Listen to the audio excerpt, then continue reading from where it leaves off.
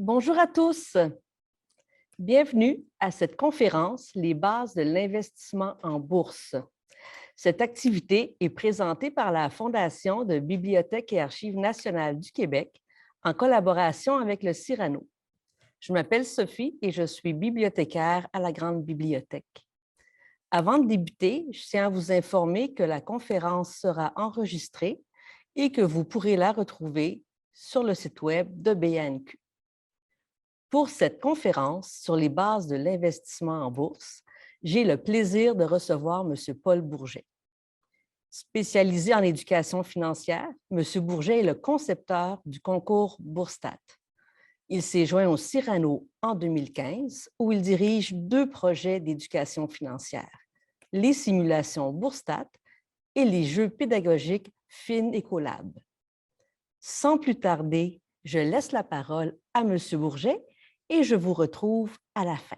Bonne soirée. Alors, bonjour à tous, bonsoir à tous. Merci de votre participation à cette conférence sur les bases de l'investissement boursier. Donc, merci à Mme Loisel pour sa présentation.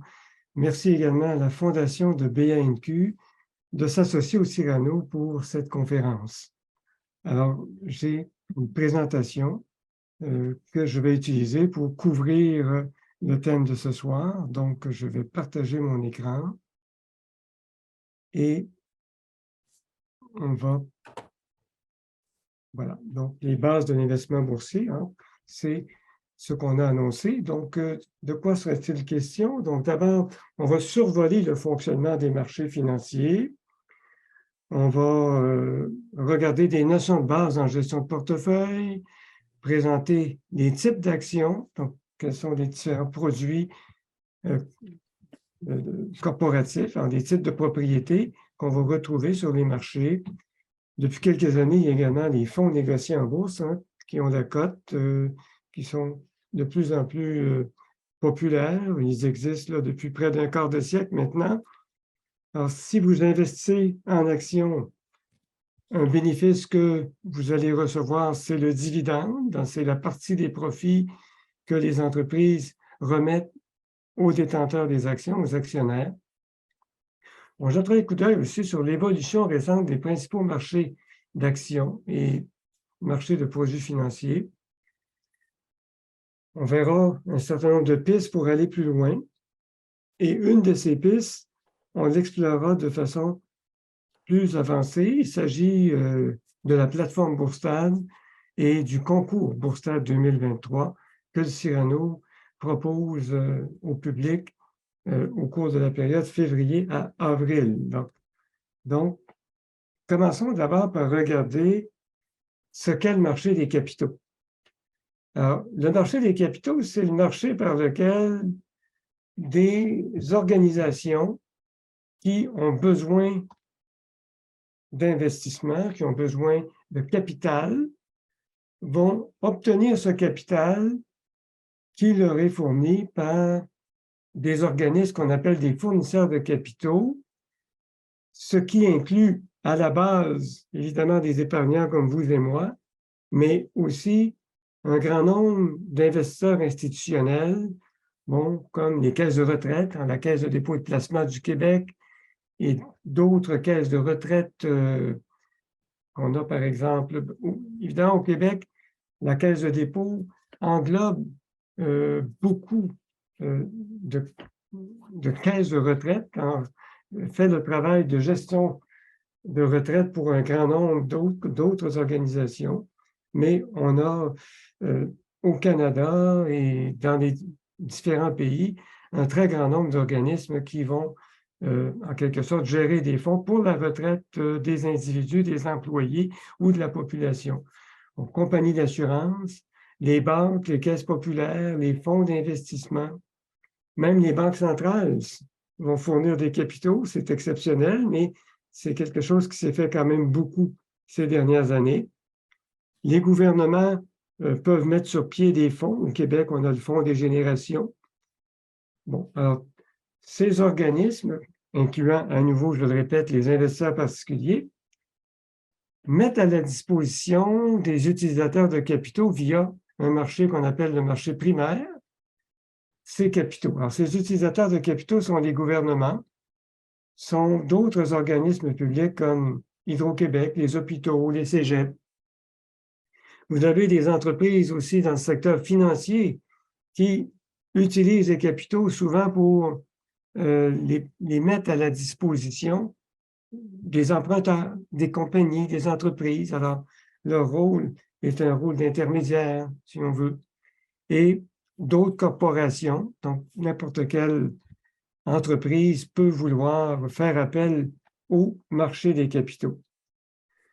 Marquez que les entreprises des services financiers, souvent, opèrent un marché particulier des capitaux qu'on appelle le marché bancaire. Donc, on va à la banque emprunter pour acheter une maison. Les entreprises peuvent aussi faire des emprunts bancaires. Donc, bon, notre cours ou notre conférence, devrais-je dire, s'intéresse les bases de l'investissement boursier. Alors, la bourse, c'est ce qu'on appelle un marché secondaire. Alors, c'est un marché sur lequel les fournisseurs de capitaux vont s'échanger entre eux des titres qui ont déjà été émis. Alors, en haut, ici, on a le marché primaire. Il s'agit de l'émission initiale. Lorsqu'un produit financier est lancé sur le marché pour la première fois, une compagnie procède à l'émission de nouvelles actions. Alors, c'est le marché primaire. Une fois ces émissions émises, quand les institutions ou les particuliers se les échangent, ça devient le marché secondaire et c'est là que les bourses interviennent. Donc, si vous vous posez comme question, est-ce que la bourse, c'est l'endroit où les compagnies se financent directement? La réponse est non, parce que ça se passe sur le marché primaire. Mais si vous posez comme question, est-ce que les compagnies pourraient se financer aussi facilement s'il n'y avait pas de bourse? La réponse est encore non, parce que la raison pour laquelle beaucoup de gens sont disposés à se procurer les titres lors de l'émission initiale, c'est parce qu'ils savent très bien qu'ils vont pouvoir les échanger ensuite sur un marché secondaire comme la bourse. Alors donc, on a placé un petit peu ces concepts-là, hein, que représente la bourse. Ou les bourses. Il faut savoir qu'au Canada, on dit la bourse, mais en tout et partout, il y a plus d'une dizaine de bourses au Canada. Donc, les plus connues sont Toronto, Vancouver pour les titres de croissance, la Bourse de Montréal pour les produits dérivés, mais on a d'autres bourses plus spécialisées auxquelles font appel particulièrement les institutions. Bon, alors, parlons maintenant des objectifs de placement. Alors, si vous avez l'intention de gérer un portefeuille boursier, c'est que vous allez poursuivre un certain nombre d'objectifs. Alors, les grands objectifs sont le revenu, la plus-value, on va tout définir ces choses-là à tour de rôle, là, la sécurité et la liquidité. Alors, les objectifs, dans le fond, c'est en tenant compte de votre situation personnelle, en tenant compte des conditions du marché, que voulez-vous retirer comme avantage, bénéfice quand vous placez votre argent? Alors, commençons avec la sécurité du capital. Donc, la sécurité du capital, c'est une garantie qui peut être légale, morale, hein, ou conditionnelle. Vous voyez, c'est différents degrés. En conditionnel, dans le fond, l'entreprise vous dit si les choses vont telles qu'on l'a prévu, on va vous donner tel bénéfice. Moral, normalement, on prend pour acquis qu'il y a toujours une garantie morale quand les entrepreneurs sont de bonne foi. Ils vont faire tout ce qui est moralement possible, humainement possible, pour retourner des avantages à leurs propriétaires. Mais dans certains cas, ça va plus loin. Ça peut être, par exemple, une hypothèque. Si vous achetez des obligations d'un émetteur, que ce soit le gouvernement ou une compagnie, c'est parce qu'il y a une garantie fiduciaire qui a été consentie dans l'échange. Donc, il y a vraiment des actifs solides là, qui sont présents et qui vous assurent que vous allez retrouver votre capital et recevoir les revenus. Bon, plus le rendement recherché va être élevé, moins grande sera la sécurité du capital. C'est une règle classique un petit peu là, dans le domaine de la finance et des affaires de façon plus générale. Quand vous voulez des rendements plus élevés, il faut être prêt à prendre plus de risques. Si vous ne voulez pas prendre beaucoup de risques, il faut aller vers des placements qui donnent des rendements plus faibles. Alors, ici, on a comme un continuum qui part des comptes bancaires, en passant par les comptes, les certificats de placement, les obligations gouvernementales, les obligations des compagnies, les actions privilégiées, les immeubles à revenus, actions ordinaires, métaux précieux, options. Alors, tout ça est un continuum de risques et de rendement. Marquez qu'ici, par contre, il y a une chose qu'on ne mentionne pas et qui est majeure, c'est que quand on fabrique des portefeuilles en mélangeant ces différents produits-là, il y a un phénomène de réduction de risque qui intervient en raison de la diversification. On va revenir sur cette notion-là un peu plus tard dans la conférence. Alors, le revenu de placement. Alors, revenu, gardez en tête que c'est le participe passé du verbe revenir. Alors, c'est nécessairement quelque chose qui a un caractère récurrent. Alors, le revenu d'un placement est un des avantages financiers à détenir des placements qui prend la forme de versements réguliers et périodiques. Bon, si vous détenez des certificats de placement émis par une banque ou des obligations du gouvernement ou d'une corporation, vous allez toucher des intérêts qui vous sont versés périodiquement. Il y a beaucoup d'actions de compagnies qui vont verser régulièrement des dividendes. Ils peuvent les verser, par exemple, 4 fois par année, à chaque trimestre. Là aussi, c'est un revenu.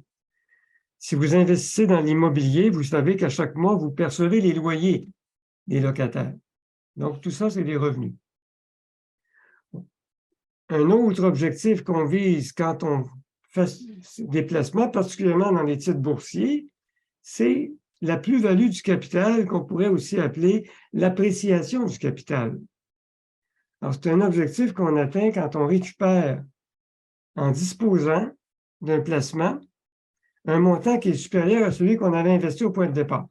On remarquait que la plus-value, elle existe qu'on en dispose ou pas du placement. Donc, souvent, les gens vont regarder, là, entre le début et la fin de l'année, par exemple, quelle a été la variation dans la valeur du placement et ce sera leur mesure de la capacité d'appréciation de ce placement. OK? Donc, mais évidemment, c'est une mesure, c'est un calcul qui est théorique, qui est sur papier. La véritable appréciation, elle se constate éventuellement à la disposition. Une disposition pouvant prendre différentes formes. Peut-être que vous allez le donner par legs, par test, éventuellement. Bon, liquidité d'un placement, c'est un autre objectif. On fait des placements, mais vous savez, les économistes au Cyrano, le Cyrano a été mis sur pied par des économistes au point de départ. Alors, eux considèrent que le concept d'épargne, dans le fond, c'est de la consommation reportée. Alors, on a la consommation immédiate, nos dépenses de consommation de l'année, et on a l'épargne qui est en fait une consommation qui va se faire plus tard. Bon, ça suppose que ce montant épargné, on peut le liquider parce que quand on va chez Métro ou chez Walmart, qu'importe, vous ne pouvez pas leur dire, écoutez, moi j'ai des actions à la bourse, donc donnez-moi la marchandise, vous allez être payé. Et il faut débourser immédiatement la somme, donc il faut être capable de liquider éventuellement nos placements. Alors, la liquidité d'un placement, c'est la rapidité avec laquelle on peut le convertir en argent liquide sans qu'on subisse de pertes parce qu'on veut précisément récupérer ses billes. OK? Rapidement. Alors, les placements n'ont pas la même qualité de liquidité. Donc, si vous prenez un certificat de placement garanti pour 5 ans, la définition, c'est qu'il n'est pas liquide. Bon, remarquez que dans l'univers de la finance, on est constamment à la recherche de faire de manière synthétique ce qu'on ne peut pas faire pour des raisons techniques, là, comme ce que je viens d'énoncer. Bon, si vous avez un REER et que dans le REER, il y a de l'argent liquide, une façon d'obtenir une liquidité avec votre CPG de 5 ans, c'est de le déposer dans le REER contre argent liquide. Mais, vous voyez, c'est pas normalement une chose que... En fait, ça devient une façon, finalement, de compenser le manque de liquidité là, du placement. OK. Ici, on va regarder une lecture de code boursière, puis je vais en profiter pour revenir un petit peu sur le concept de liquidité, vous allez voir, parce qu'on va regarder deux codes. Bon, ici, j'ai une cote de métro que je suis allé chercher la semaine dernière dans la plateforme Boursade, parce que dans la plateforme, on a un fournisseur de données là, qui est Quote Media. Et à ce moment-là, Métro avait été en cours acheteur 74,34, cours vendeur 74,37. Et la dernière transaction s'était faite à 74,37.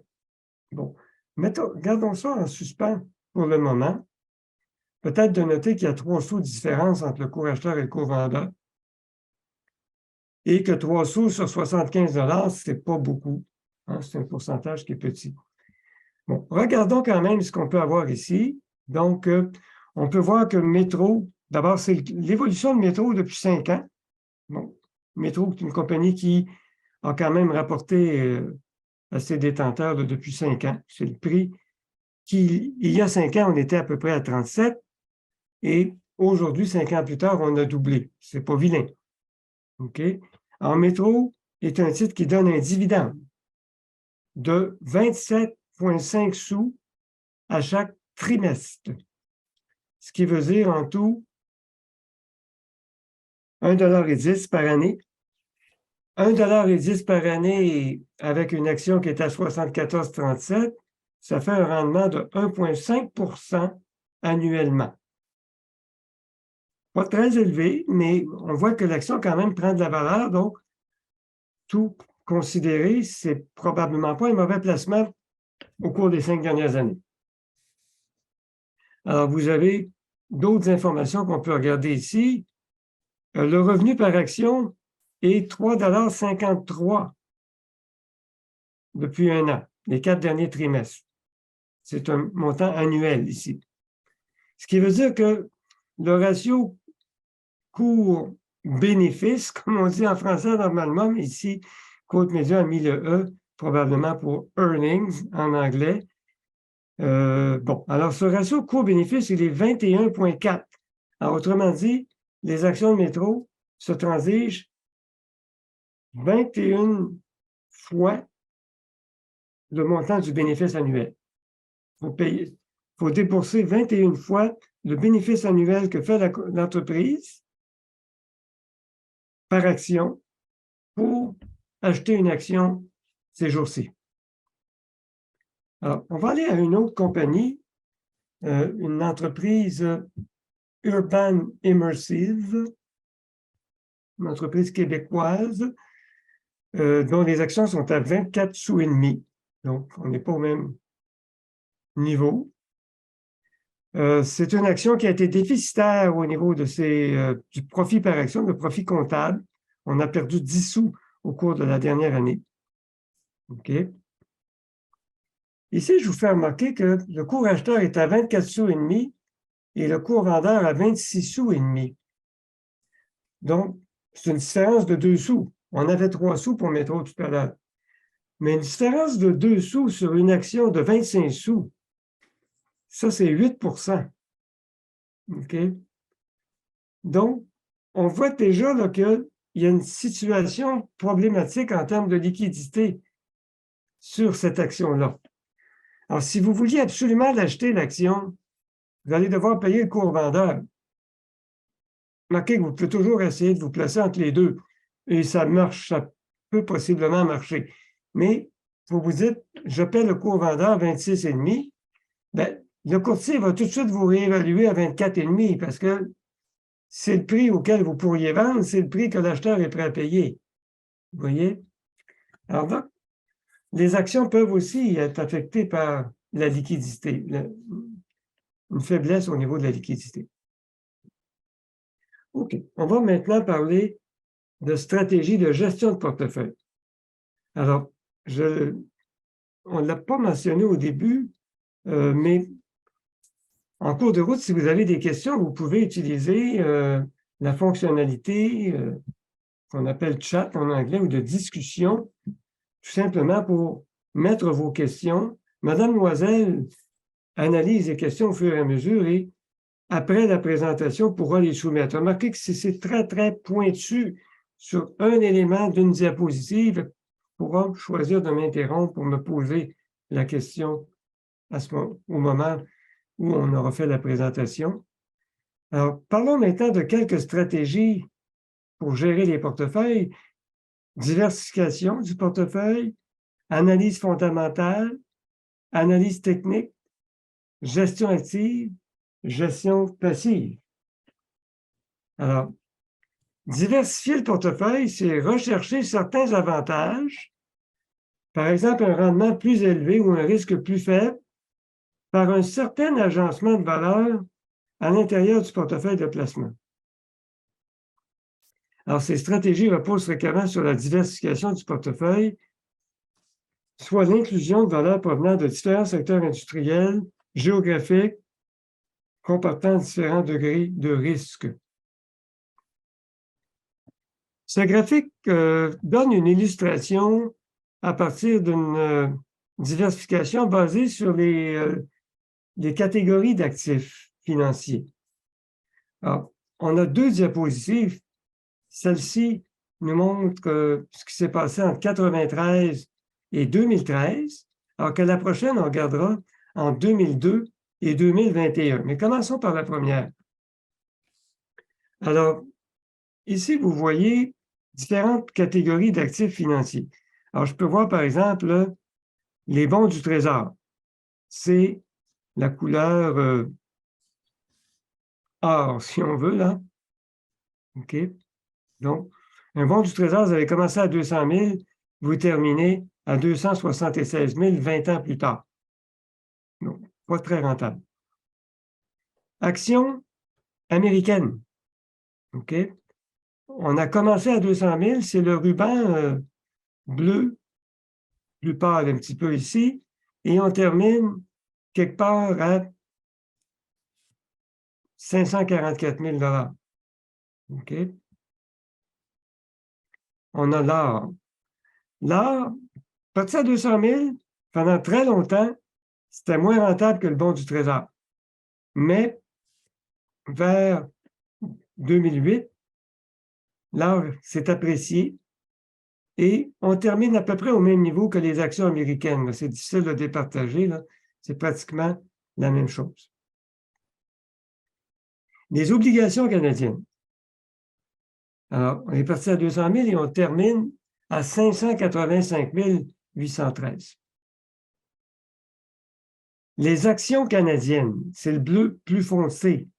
Parti à 200 000, on termine à 802 000. C'est ce qui a été le plus rentable. Bon, on a fabriqué un portefeuille réparti. Alors, 10 bons du Trésor, 30 obligations canadiennes, 30 actions canadiennes, 20 actions américaines et 10 en or. Vous voyez, c'est le ruban rouge ici.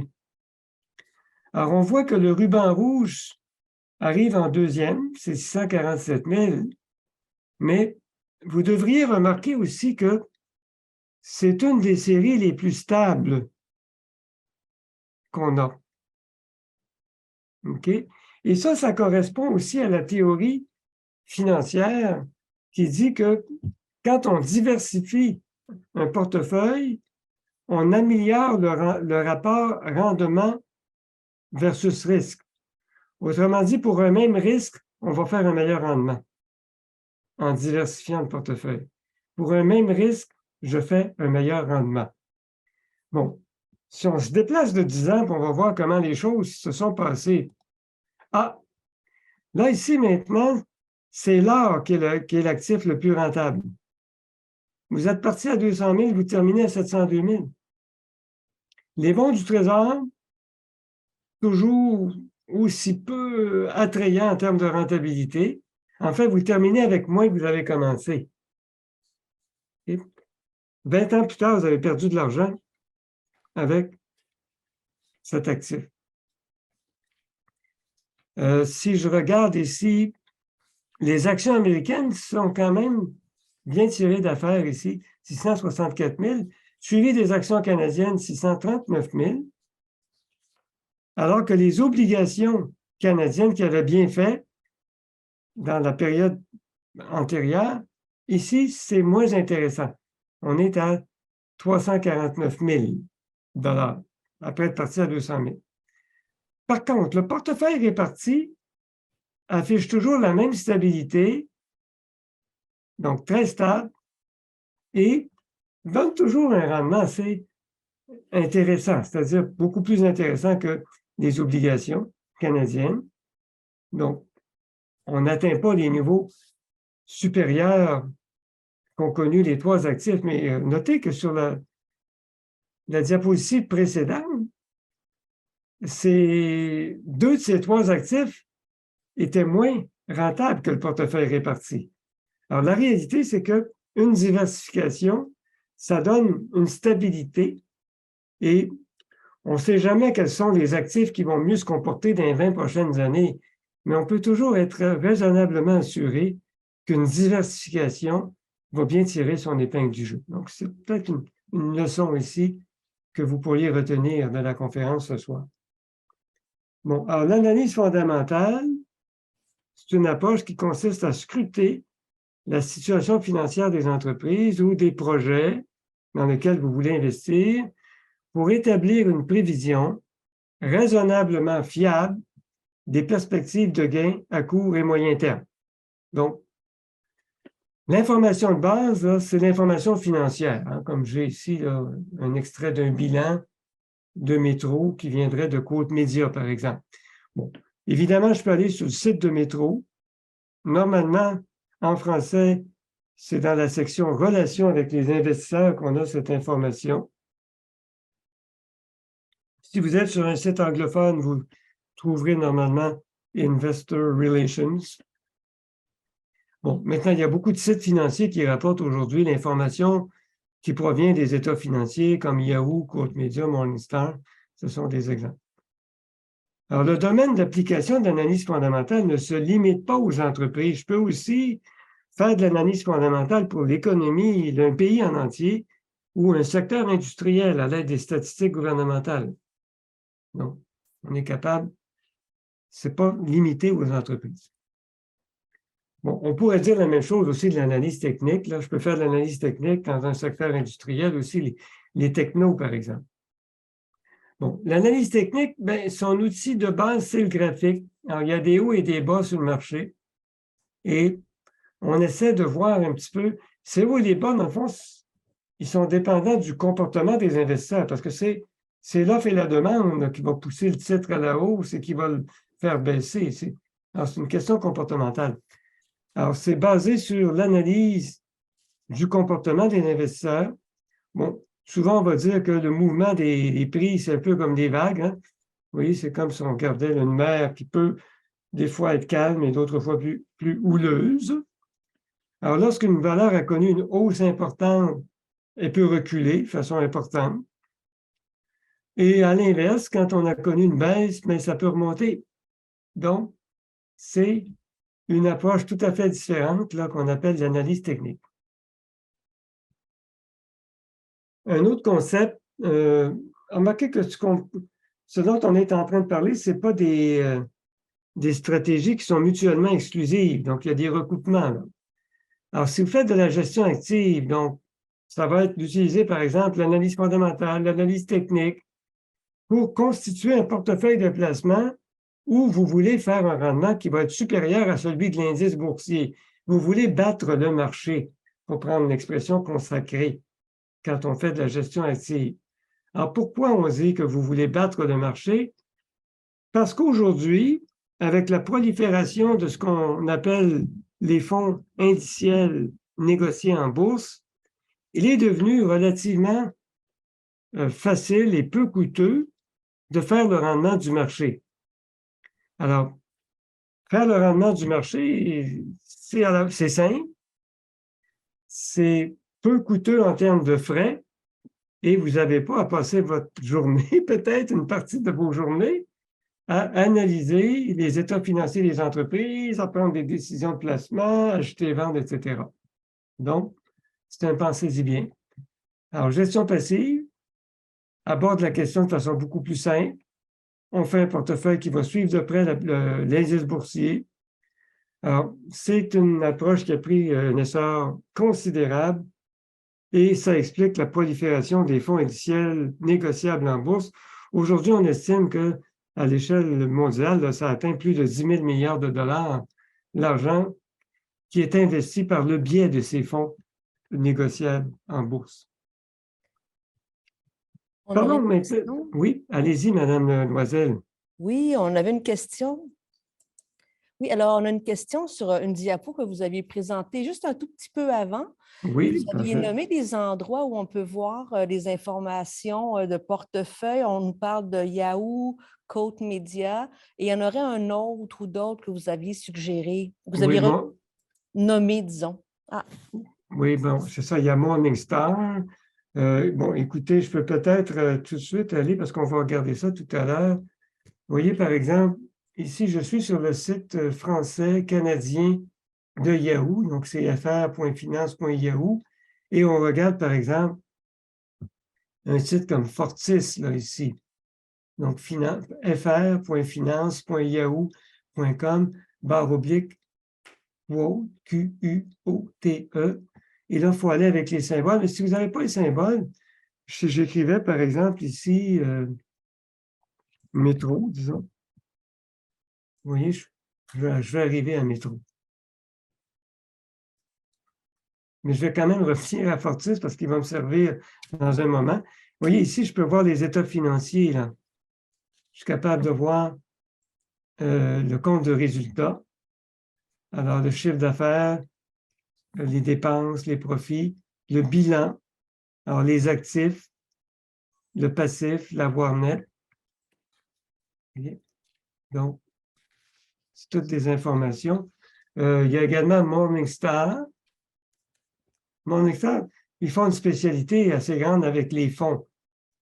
C'est un service d'information qui s'est mérité au fil des ans une grande réputation là, au sujet des fonds, les fonds gérés activement et les fonds négociés en bourse, mais on peut y trouver également des informations sur les titres.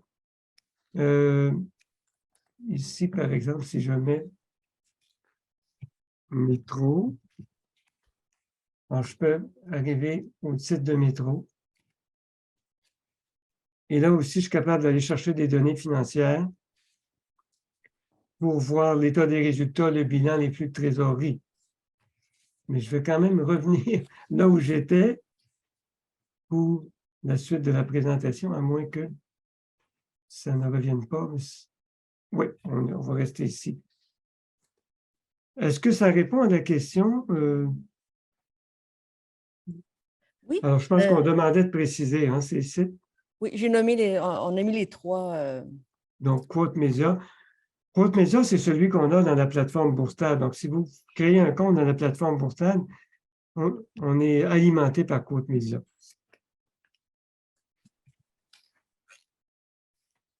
Alors, parlons maintenant de l'investissement responsable de plus en plus important chez les investisseurs institutionnels.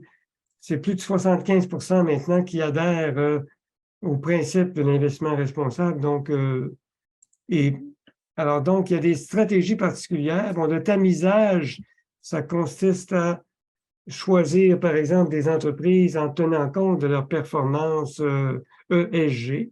Alors, choisir les entreprises qui ont les meilleures performances, ou ça peut être l'exclusion pure et simple de certains secteurs, par exemple, dire on n'achètera pas d'actions de compagnies qui fabriquent des cigarettes.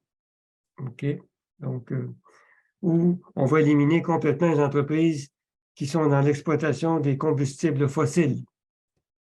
Bon, l'actionnariat actif, c'est un type d'actionnariat où on va se présenter à l'Assemblée des actionnaires, et souvent ça se fait quand même à l'intérieur de groupes, là, dans le but de soumettre des propositions d'actionnaires et d'infléchir ou de faire changer l'entreprise dans ses pratiques. Et vous avez l'investissement solidaire.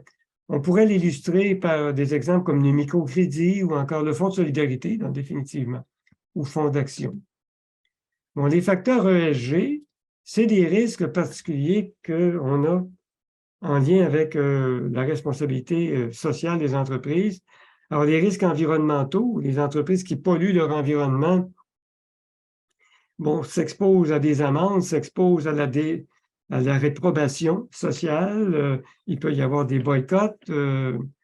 Donc, il y a des incidences financières dans ces cas. Les risques sociaux, donc comment les entreprises vont traiter les collectivités avec lesquelles elles interagissent. C'est particulièrement le cas dans le cas des entreprises qui exploitent les ressources, parce que les ressources sont fréquemment dans des régions, si on veut, pour prendre ressources, où fréquemment les collectivités sont beaucoup plus petites. Alors, ces employeurs ont souvent un poids économique très important dans ces régions-là et peuvent avoir des incidences majeures. Bon, risque en matière de gouvernance d'entreprise, alors c'est la transparence avec laquelle on va gérer l'entreprise. C'est des pratiques répréhensibles, par exemple, recourir à des paradis fiscaux. Donc, c'est des aspects liés à la gouvernance. On voit émerger depuis quelques années des stratégies en matière de développement durable, par exemple l'économie circulaire, les entreprises qui vont avoir... voyez, imaginez par exemple un fabricant d'électroménager qui, au lieu de vendre ses appareils, les mettrait littéralement en consignation chez les utilisateurs. Il pourrait ensuite les reprendre pour tout simplement les recycler, les reconditionner de manière à ce que l'impact environnemental soit le plus faible possible. OK? Donc, il semble qu'on va évoluer vers ce genre d'économie. Alors, les collaborations, des fois aussi, entre entreprises, c'est-à-dire que les rejets d'une entreprise peuvent être la matière première d'une autre. Hein? Alors, si vous êtes une entreprise forestière, peut-être que les copeaux de bois sont utilisés par une entreprise qui va faire de l'énergie avec la biomasse. Alors donc, ce sont des concepts en investissement responsable. Un autre concept qui va s'avérer important, c'est jusqu'à quel point voulez-vous vous impliquer dans la gestion de vos actifs financiers. Donc là, on a un continuum aussi. Bon, on a la gestion privée. Alors, c'est 3,2 des ménages au Canada, mais 60 des actifs sous gestion. Vous voulez peut-être déléguer la gestion à un gestionnaire de portefeuille en gestion partagée. Par exemple, des fonds d'investissement gérés activement. Vous avez peut-être un conseiller en placement qui a un permis qui lui permet de faire des portefeuilles et il propose à ses clients des unités dans ce portefeuille. Bon, une gestion encadrée, c'est d'avoir un compte chez un courtier de plein exercice qui vous guide un peu dans le choix de vos placements. Et ça peut être autonome. Vous avez un compte chez un courtier à escompte ou vous pourriez être avec un robot conseiller. C'est une autre forme que prend la gestion autonome. Bon, alors des seuils typiques d'entrée en gestion privée, c'est un demi-million de dollars. Les frais annuels sont en général de 1% ou moins. En gestion partagée, il faut penser peut-être à 25 000 normalement. Vous avez des frais entre 2 et 3% par année. C'est un peu la même chose en gestion encadrée, sauf que typiquement, les montants sont un peu plus élevés parce que vous allez choisir des titres dans votre portefeuille plutôt que d'avoir des fonds. Encore là, c'est à peu près les mêmes frais de gestion. En gestion autonome, bon, l'entrée, ce serait 10 000 pour un petit portefeuille, vos frais vont être relativement élevés, peut-être 2%, mais pour des portefeuilles plus élevés, ça peut devenir beaucoup plus faible. Donc, à 100 000 peut-être que vous pourriez avoir quelque chose comme moins de 1% par année de frais de gestion. Monsieur Bourget? Allez-y, Madame Loisel. J'aurais une question. La gestion privée, pouvez-vous définir ce que c'est? Oui, gestion privée, c'est... bon, les banques ont en général, ce genre de service, souvent, c'est une section particulière de leur filiale de gestion de patrimoine. Alors, en gestion privée, là, dans le fond, vous avez un gestionnaire de haut vol à qui vous donnez carte blanche à un certain point, qui va gérer l'ensemble de votre portefeuille avec beaucoup d'attention. Et les frais sont un pourcentage du montant que vous lui avez confié. Bon, on peut penser à des firmes là, qui en ont fait leur spécialité. Bon, Jarislowsky Fraser, par exemple, mais chez BMO, vous avez la banque privée Harris. Donc, la plupart des grandes banques ont un service de gestion privée pour les familles fortunées, là, si on veut, plus fortunées. Donc, Merci, merci.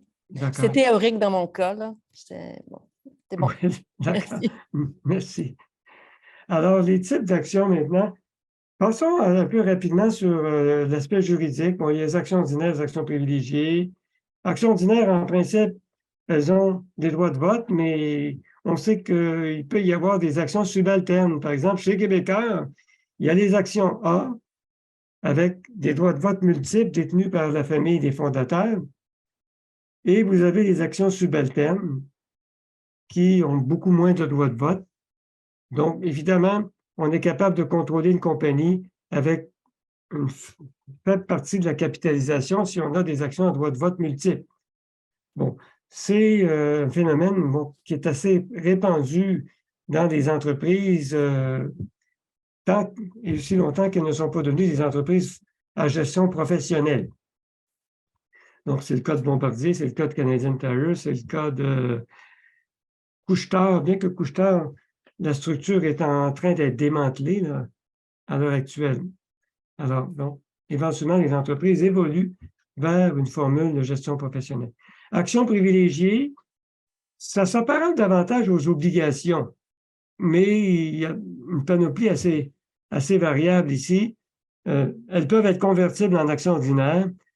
Elles peuvent prévoir un dividende qui est cumulatif, c'est-à-dire que si on ne verse pas une année parce que les conditions ne permettent pas, quand on va recommencer à le verser, on va verser les arrérages. Vous auriez avantage à mettre plus d'attention sur la planification basée sur les bénéfices attendus. Donc, action de première qualité, action à revenu, action défensive, action cyclique, action à croissance rapide et action spéculative. Donc, action de première qualité, les blue chips. Donc, c'est des entreprises de grande taille. Normalement, les actifs sont supérieurs à 10 milliards de dollars. C'est des entreprises qui ont une progression là, stable, continue des ventes et des bénéfices. L'entreprise verse des dividendes de façon régulière, sans interruption.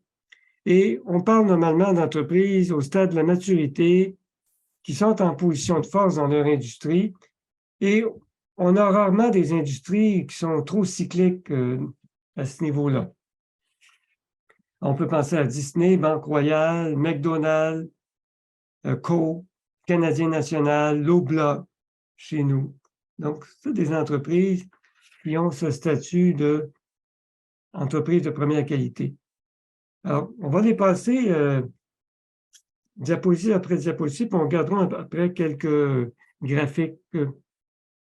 Bon, alors donc, action à revenu. Remarquez qu'encore ici, ce n'est pas mutuellement exclusif. Une action peut se retrouver dans plusieurs catégories. Alors, l'action à revenu, c'est une action ordinaire qu'on recherche particulièrement pour le rendement élevé du dividende. Alors, le taux que représente le dividende, c'est un pourcentage élevé par rapport à la valeur de l'action. Alors, BCE, TELUS, Canadian Utilities, Banque nationale, Procter & Gamble, Johnson & Johnson, TransCanada, AT&T, Fortis, tous des exemples de titres à revenus. Bon, actions défensives, actions qui pourraient même être anticycliques. Alors, c'est des compagnies dont la rentabilité est moins sensible à la situation économique. Bon, des exemples, Metro, McDonald's, Walmart, Uniselect. Uniselect peut même devenir à certains moments anticyclique.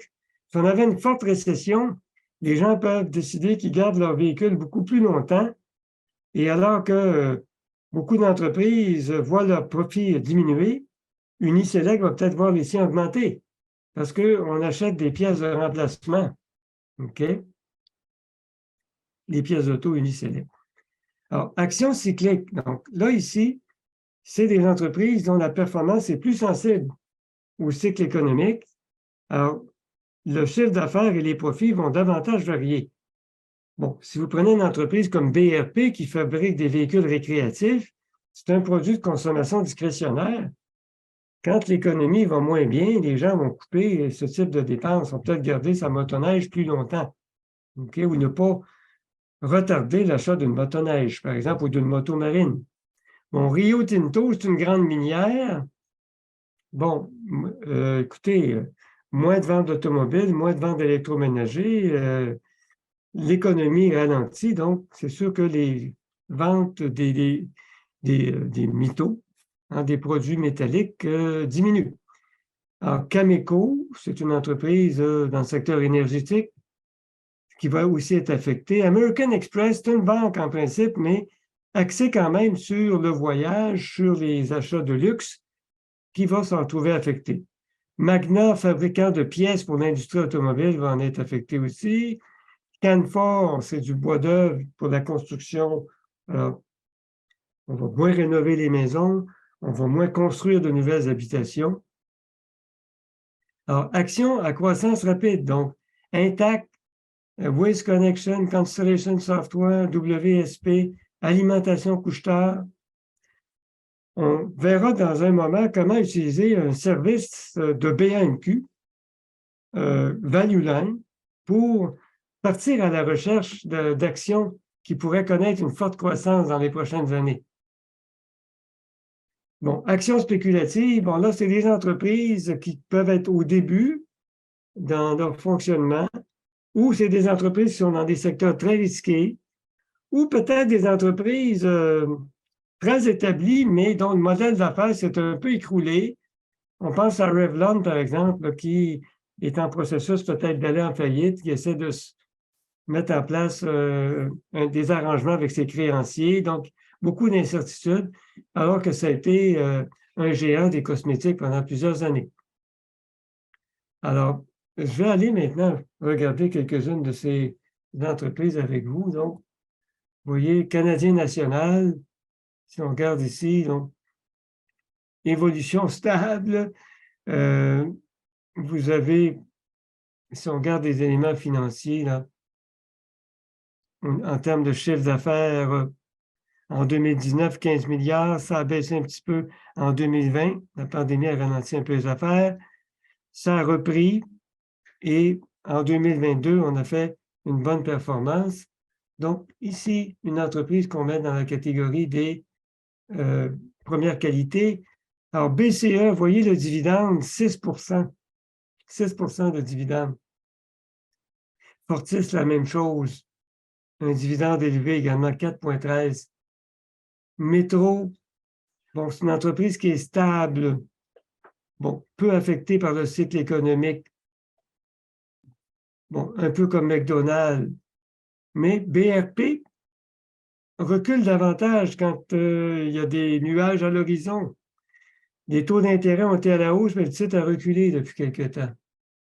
Rio, si on regarde un 5 ans, bien, très affecté par les conditions économiques. Alors, American Express, on le voit aussi.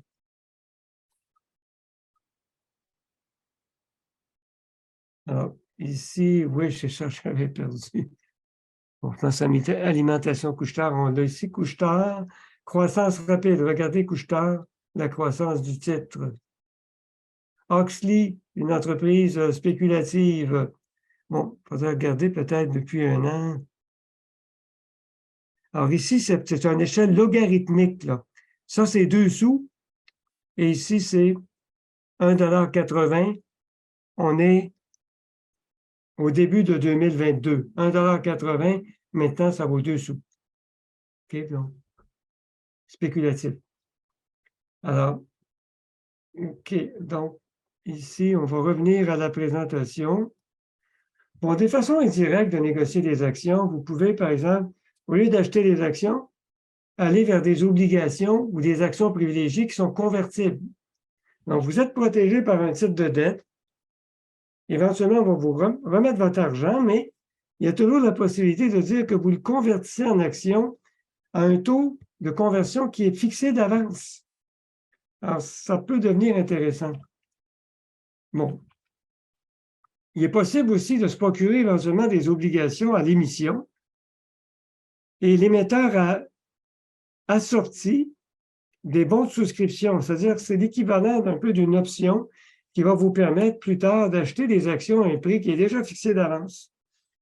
Donc ça pourrait devenir intéressant indirectement. Vous avez prêté de l'argent à la compagnie, elle va vous rembourser, c'est une obligation, mais elle vous a remis en même temps un bon de souscription sur ces actions. Bon, au lieu d'acheter des actions, on peut acheter des fonds qui comprennent un grand nombre d'actions. Si vous êtes plus aventureux, on peut aller dans ce qu'on appelle les options. Si la chose vous intéresse, vous pourriez considérer sérieusement le concours Bourstad avec ce qu'on appelle Bourstad Plus. J'en parlais dans un moment. Bon, alors les fonds négociés en bourse, ça existe depuis à peu près un quart de siècle. Au point de départ, il y en avait relativement peu qui étaient offerts. On suivait les grands indices boursiers, l'indice Standard & Poor's aux États-Unis, l'indice de la Bourse de Toronto, mais aujourd'hui, il y en a des milliers là, qu'on trouve. Et le site de Morningstar, ici qu'on avait tout à l'heure, c'est un filtre pour les trouver. Est-ce que je l'ai perdu? FNB. OK. Alors, je veux trouver le filtre de FNB, voilà. Et ici, je peux tout simplement marquer que la présentation va vous être remise par le site du Cyrano. Bon, je peux vouloir choisir, par exemple, 5 étoiles. Donc, c'est des FNB qui ont 5 étoiles. Et je pourrais vouloir choisir des FNB qui sont, par exemple, dans la consommation défensive. OK? Alors, je verrai ici que j'en ai 5. FNB BMO, d'action américaine à faible volatilité. Vous voyez? Donc, un filtre qui permet de repérer là, assez précisément des fonds négociés en bourse qui vont répondre à des critères. Il y a beaucoup quand même de critères de tri là, pour les choisir. OK. Alors, les FNB suivent fidèlement leur indice de référence tout simplement parce que les gestionnaires donnent une garantie de conversion qui fait que vous et moi, on ne fera pas ça, là, mais ce qu'on appelle en bourse des arbitragistes, quand ils voient qu'un écart est en train de se former entre la véritable valeur théorique et le prix du marché, ils vont fabriquer les quantités requises et ils vont demander à l'émetteur de remettre le panier de titres. Alors, comme ils sont rapides pour procéder, dès qu'il y a un écart, l'écart va se refermer parce que les arbitragistes vont se précipiter pour acheter, pour être capable de bénéficier de l'aubaine rapidement. Et ça va fermer les écarts. Donc, autrement dit, les FNB, ils se vendent effectivement au prix des marchés qu'ils suivent. Le dividende. Alors, dividende, on a tendance un petit peu à le négliger, mais les études sur le sujet démontrent que le tiers du bénéfice qu'on fait sur les bourses vient des dividendes. Alors, c'est plus important qu'on le croit généralement. Alors, il y a différentes politiques en matière de dividendes. On peut donner un dividende à taux fixe. La majorité des entreprises, des grandes entreprises, ont adopté cette politique. Elles font connaître au marché un certain montant de dividendes, comme Métro tout à l'heure, c'était 27 sous 0,5 par trimestre. Donc, ça, c'est une politique de dividende à taux fixe.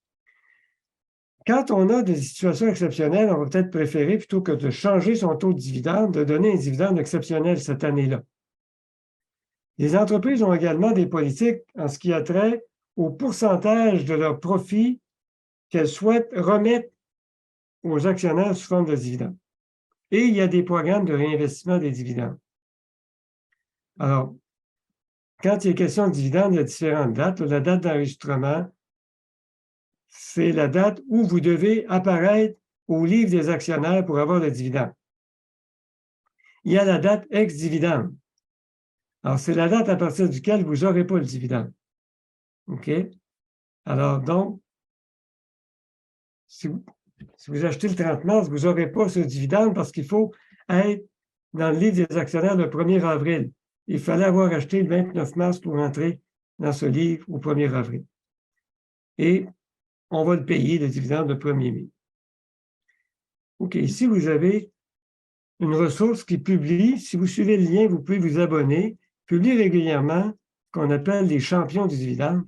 Alors ici, vous avez des entreprises qui, de manière ininterrompue, à chaque année, ont augmenté leurs dividendes. Alors, Fortis fait 49 ans qu'ils augmentent leurs dividendes à chaque année. Métro, ça fait 28 ans. Et en moyenne, Métro, depuis 20 ans, Métro a augmenté annuellement son dividende de 14,8 %. OK? Donc, vous avez ces champions du dividende. Alors, quelques séries qu'on regarde rapidement. Alors, l'évolution des taux d'intérêt, des obligations du gouvernement des États-Unis, échéance 10 ans.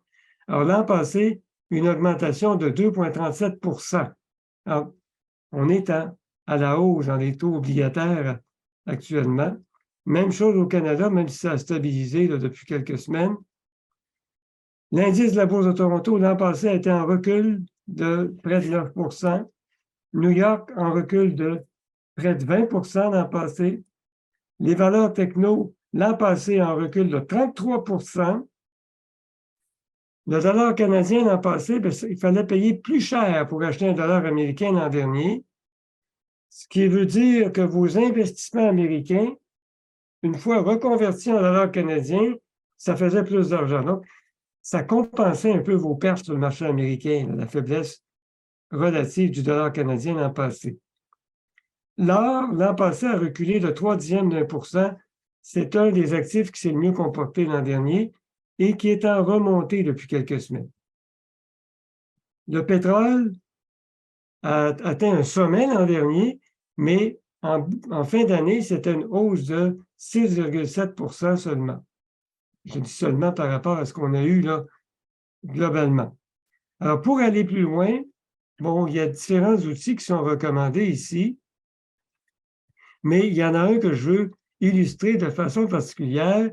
C'est une ressource sur le site de BNQ qu'on appelle Value Line.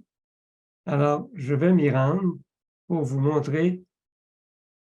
Alors, ça demande d'avoir un compte pour l'accès aux services distants. C'est gratuit. Rendez-vous sur le site de BANQ, banq.qc.ca, et vous allez facilement trouver comment vous abonner à ce service.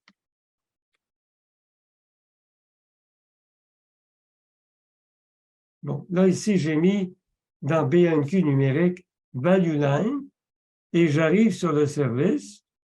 Vous voyez, par exemple, je vais demander pour voir la fiche de métro.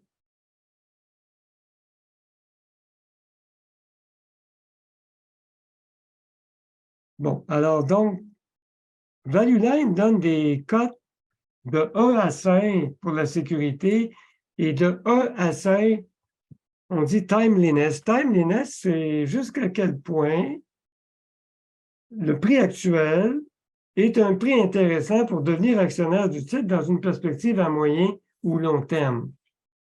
Alors, la meilleure note qu'ils donnent, c'est 1. La moins bonne, c'est 5. Alors, ils ont rehaussé cette cote de timeliness en janvier, au début du mois, pour donner 2. OK? Il y a également une cote qu'on appelle le technical.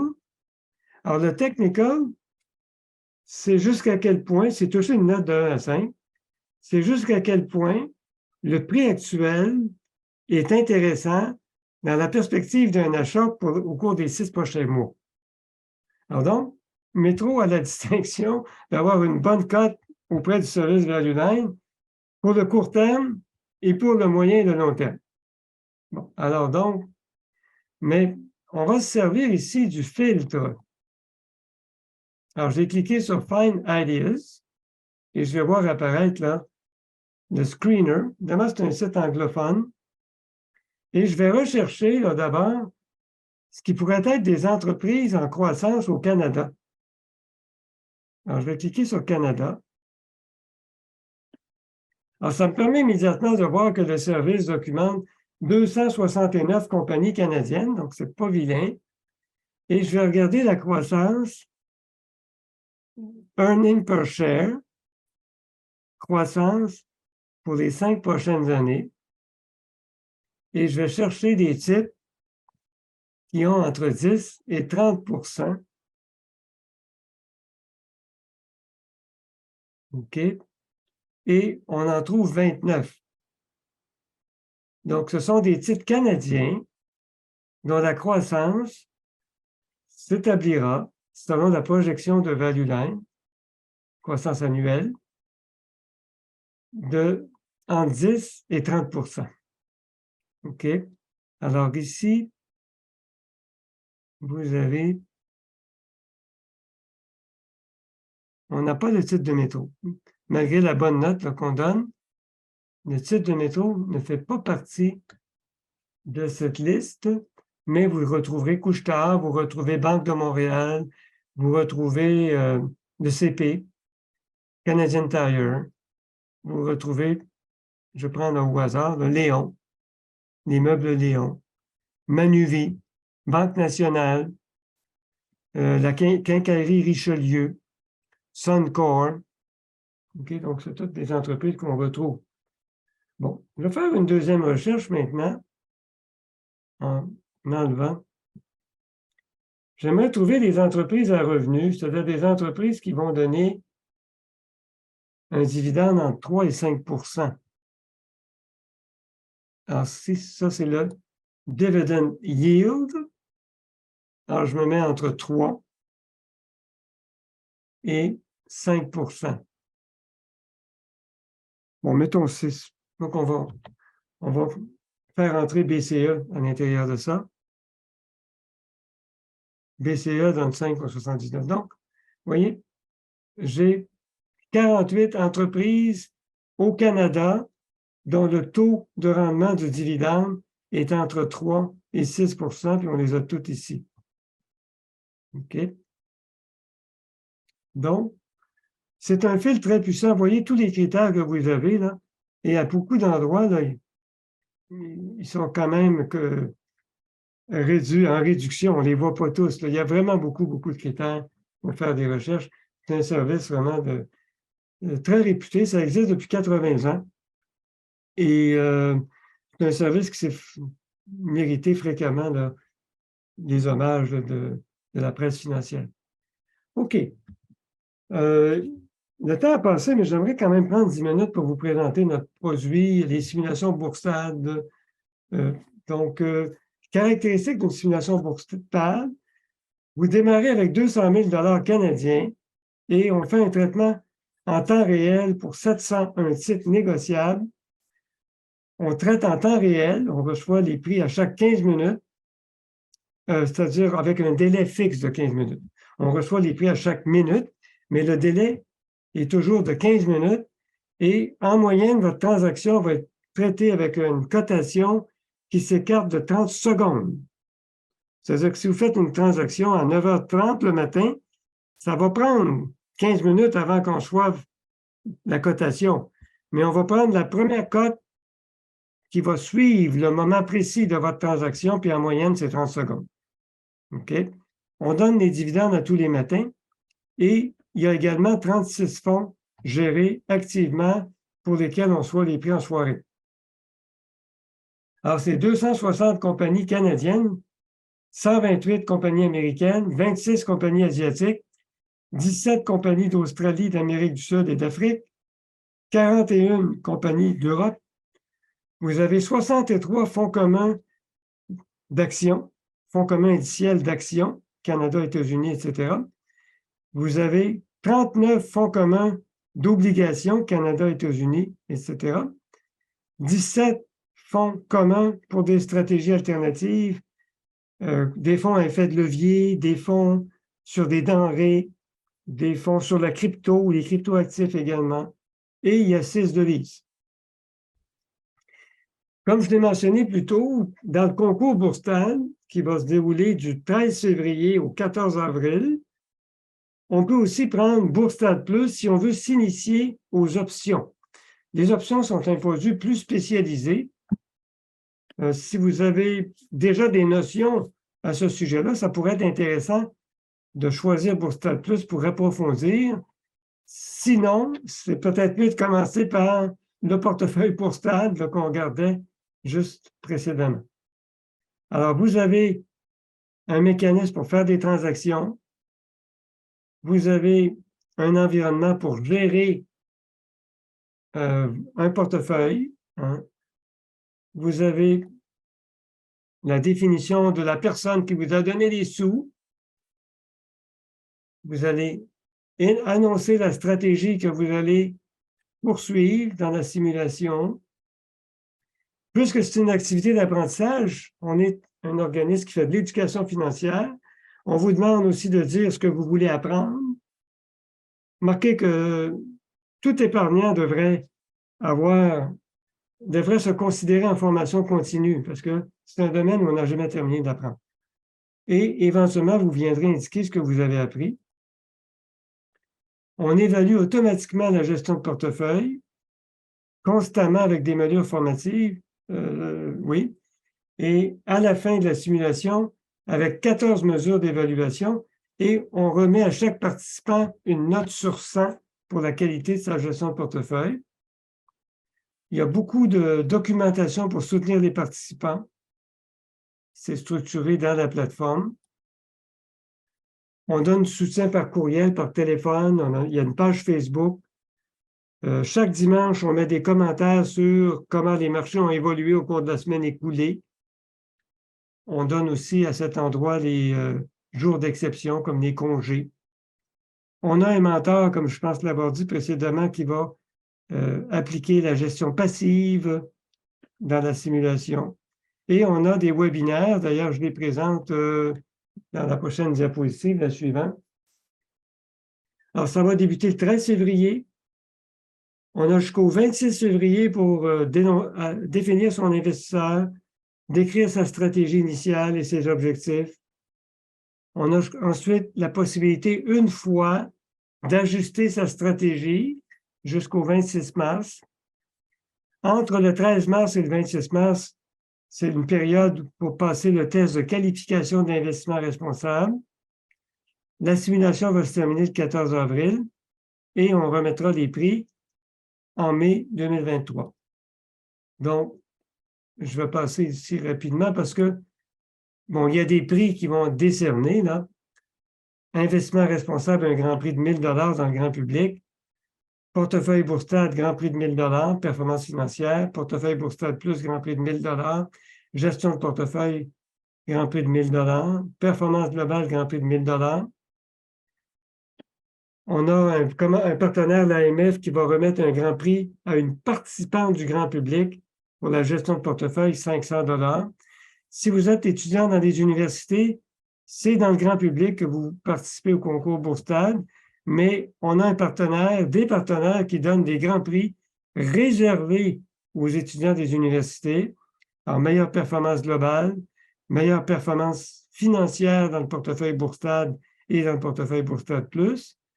Et s'il y a 20 étudiants d'une université, on remettra aussi des mentions à ces étudiants qui se seront démarqués. Bon, j'ai procédé rapidement, je vois le temps qui passe, pour vous dire que sur la présentation, on a des liens actifs. Vous pourrez trouver cette présentation sur le site de Cyrano pour l'événement. Donc, visitez le site du Cyrano dans la section événements passés. Vous allez trouver facilement notre événement ce soir. Et cette présentation, bien, on va faire le 21 février un webinaire sur la gestion de portefeuille dans une simulation Bourstad. Donc, ça pourra vous guider en vue de l'échéance du 26. Le 6 mars, avant que ne débute la période d'administration du questionnaire de qualification, on fera un webinaire sur l'investissement responsable avec un fellow Cyrano, M. Michel Magnan, qui est professeur à l'Université Concordia, ainsi que Thomas Estinez du groupe Investissement responsable. Le 14 mars, on va traiter un sujet qui est vraiment là, beaucoup discuté à l'heure actuelle, la gestion des chaînes d'approvisionnement. Et on aura avec nous M. Thierry Warin, qui est fellow Cyrano et professeur à HEC Montréal. Et finalement, le 1er mai, s'il y en a qui se disent ben, c'est peut-être un domaine pour des carrières, le secteur financier, un autre de nos partenaires, M. Benoît Desgroseilliers, de Finance Montréal, va animer un panel de spécialistes en ressources humaines dans le secteur des services financiers. Bon, remarquez que 3 des webinaires sont également donnés en anglais. Celui qu'on fait ce soir va se refaire la semaine prochaine, le 7 février. Et on fera le 16 février sur la gestion de portefeuille et le 9 mars sur l'investissement responsable. Alors, en conclusion, l'univers de la finance est une infrastructure qui vraiment soutient les activités humaines. Si vous voulez placer sur les bourses, il faudra déterminer vos objectifs. Quel rendement visez-vous? Quel est votre besoin de sécurité financière? Et quels sont vos besoins en matière de liquidité? Il faut réfléchir aux stratégies qui vont être appropriées selon vos objectifs, vos connaissances, vos compétences. Il faut déterminer jusqu'à quel point vous voulez vous impliquer dans la gestion de vos finances, de vos actifs financiers. Vous devez constamment être à l'affût de développer votre niveau d'intéressé financière parce que c'est un défi pour tout le monde et c'est un secteur dynamique, c'est un secteur en évolution permanente. Il y a beaucoup de possibilités, mais la prudence est de mise, particulièrement lorsqu'on débute. Alors, ici, ça vient compléter. Au cas où je n'aurais pas la possibilité de le faire, je veux m'assurer de remercier Mme Loisel de BANQ qui a participé à l'organisation de cet événement ce soir et qui est également là, panéliste dans l'événement. Mme Blouet, que vous ne voyez pas, mais qui a coordonné l'événement pour le Cyrano. Et je remercie aussi tous ceux qui ont assisté à la présentation. Et j'arrête de partager mon écran en invitant peut-être les questions. Il y a possiblement des questions que vous avez reçues, Mme Loisel. Oui, oui. Alors, merci, monsieur Bourget. On avait une question, effectivement, de Maria, qui trouvait peut-être que elle n'était pas la seule, moi aussi, parfois, j'étais un peu dépassée. Donc, pour les personnes qui sont vraiment débutants et qui veulent s'initier au langage du monde financier et boursier, est-ce qu'il y a une ressource en particulier que vous recommandez ou encore un cours que vous recommandez plus particulièrement pour quelqu'un qui veut vraiment s'initier à ce langage-là? Ben, écoutez, on pourrait peut-être aller voir dans la diapositive tout à l'heure, il y avait l'Autorité des marchés financiers a développé un répertoire des outils en éducation financière. Bon, alors ça, je peux peut-être le mettre sur mon écran. Je vais juste repartager pour le mettre sur mon écran.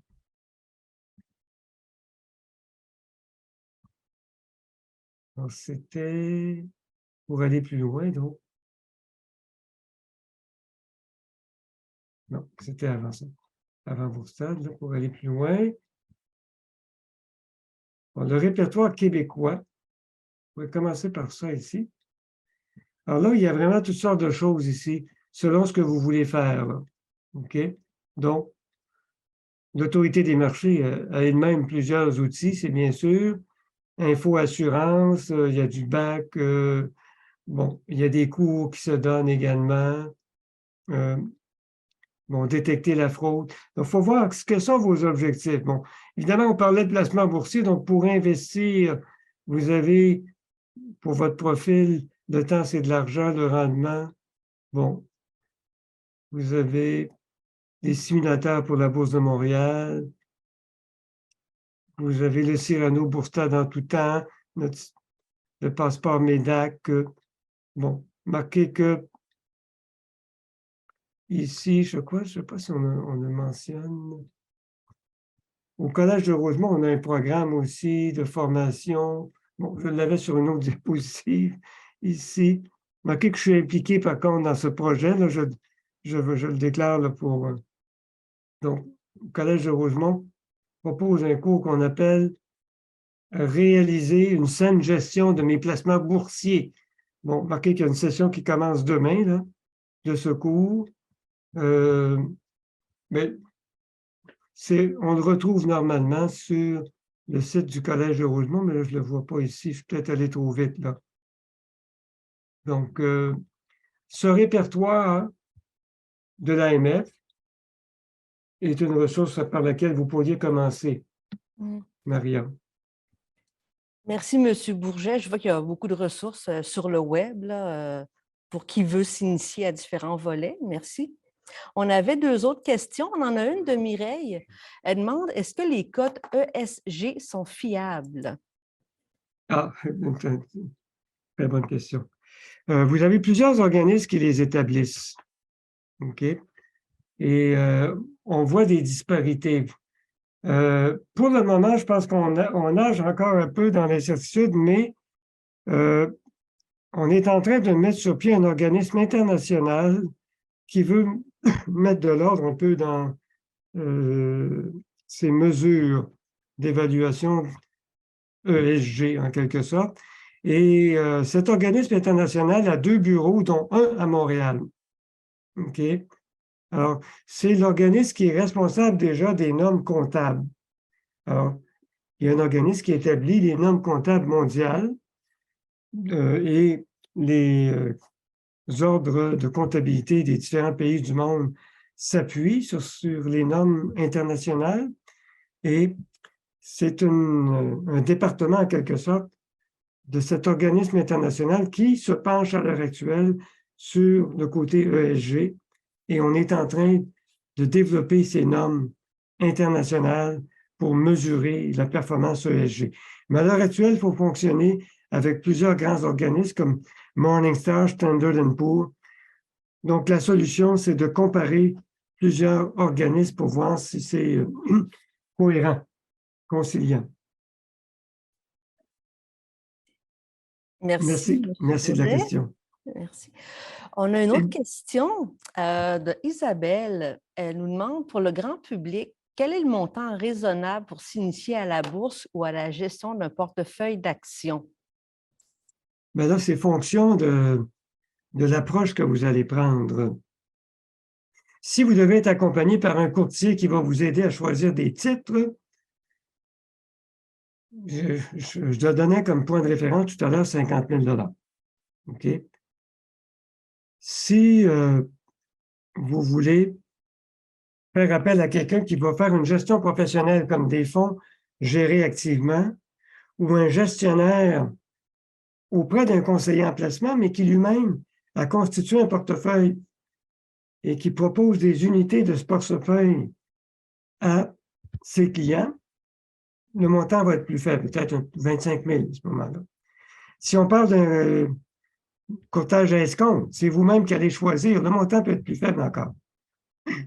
Si il est question de courtage à escompte.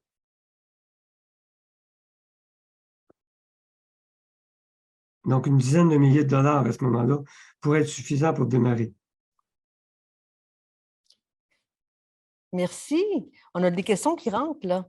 Bon, mais bravo. On a une autre question.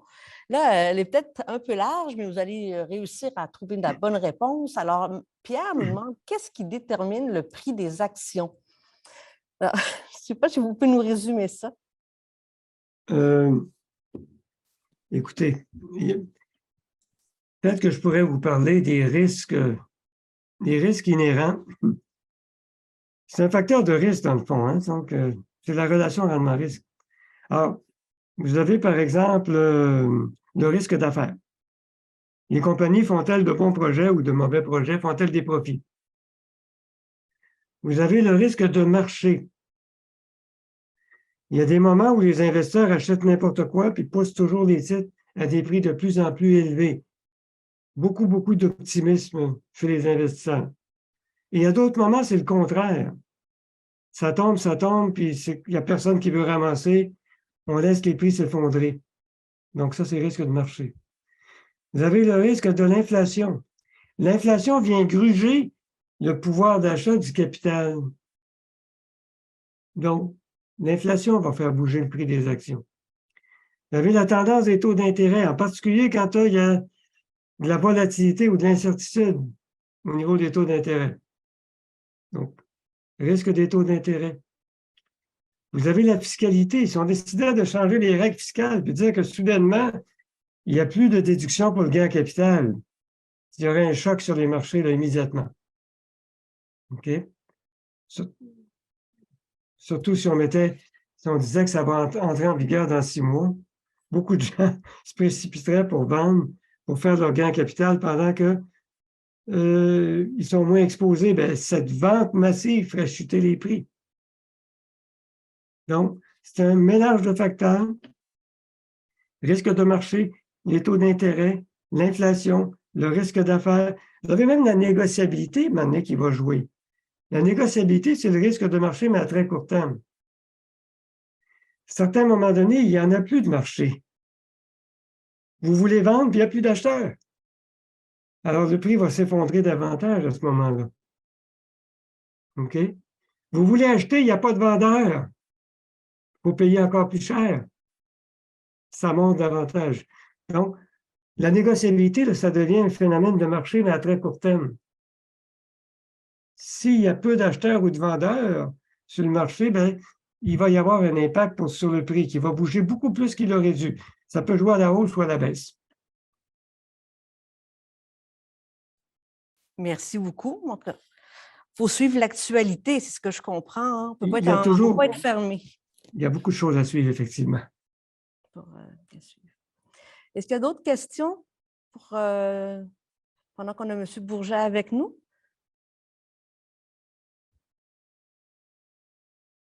Non. Alors, je crois qu'on a mis des ressources, hein, Mme Blouet est supposée avoir mis des ressources pour tout le monde. Est-ce qu'on les trouve facilement? Dans la conversation, là, Mme Blou a mis plusieurs liens là, vers des ressources du Cyrano et aussi vers un lien vers le répertoire de ressources de l'AMF dans la conversation. Ah bon, d'accord, fantastique. Voilà. Donc, ça ferait le tour pour l'activité, la conférence sur les investissements boursiers. M. Bourget? Écoutez, je pense qu'on a abordé vraiment beaucoup de choses et merci encore à BNQ d'avoir collaboré à cette organisation. C'est la 3e année et je pense qu'on est très heureux au Cyrano de cette collaboration. Merci à tous ceux qui ont assisté à cette participation en espérant que vous allez bénéficier de ce qu'on a dit ce soir et peut-être qu'on vous accueillera là, dans des activités au Cyrano ou ailleurs là, dans l'univers de l'éducation financière. Alors, bonne soirée à tous. Merci. Alors, permettez-moi de vous remercier à mon tour, M. Bourget. Merci beaucoup pour cette conférence. Et puis, merci aussi à tous les participants et à toutes les personnes donc, qui partent. Et bonne chance à toutes les personnes qui participeront peut-être au concours Boursital. Je vous souhaite vraiment bonne chance pour le concours.